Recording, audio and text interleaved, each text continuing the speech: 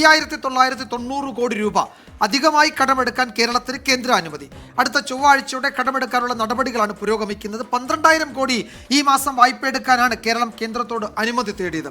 S ശ്രീകാന്താണ് വിശദാംശങ്ങളുമായി തിരുവനന്തപുരത്ത് നിന്ന് ചേരുന്നത്. ശ്രീകാന്ത്, ഇത് കേന്ദ്ര ധനമന്ത്രിയുമായി മുഖ്യമന്ത്രിയും ഗവർണർ ഉൾപ്പെട്ട അല്ലെങ്കിൽ ഗവർണറും ഒക്കെ ചേർന്ന് കഴിഞ്ഞ ദിവസം നടത്തിയ അനൗപചാരിക കൂടിക്കാഴ്ചയ്ക്ക് ശേഷമുണ്ടായ ഒരു അനുകൂല തീരുമാനമെന്നാണോ കാണേണ്ടത്, അതോ ഇത് സാധാരണഗതിയിൽ സംഭവിക്കുന്നതാണോ?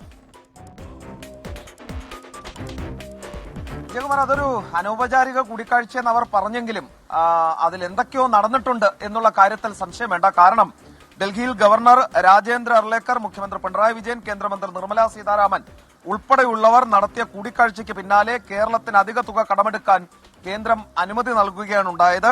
ഇതിന്റെ ഭാഗമായി 5990 കോടി രൂപ കൂടി അധികം കടമെടുക്കാൻ കേരളം തീരുമാനിച്ചു. അടുത്ത ചൊവ്വാഴ്ചയോടെ കടമെടുക്കാനുള്ള നടപടികളാണ് ഇപ്പോൾ പുരോഗമിക്കുന്നത്. സാമ്പത്തിക വർഷം അവസാനിക്കാൻ 2 ആഴ്ച മാത്രം ബാക്കിയുള്ളപ്പോൾ കടമെടുപ്പിന് അനുമതി കിട്ടിയത് സർക്കാരിന് ആശ്വാസമായിട്ടുണ്ട്. 12,000 കോടി രൂപയാണ് ഈ മാസം വായ്പ എടുക്കാൻ സർക്കാർ അനുമതി തേടിയത്. എന്നാൽ 5990 കോടി കടമെടുക്കാനുള്ള അനുമതി മാത്രമാണ് ലഭിച്ചത്.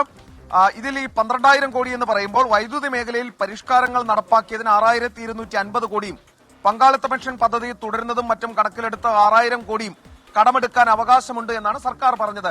എന്തായാലും കിട്ടിയത് കൊണ്ട് തൃപ്തിപ്പെടാം. ഏതാണ്ട് 6,000 കോടിയോളം കടമെടുക്കാൻ അനുമതി കിട്ടിയിരിക്കുന്നു.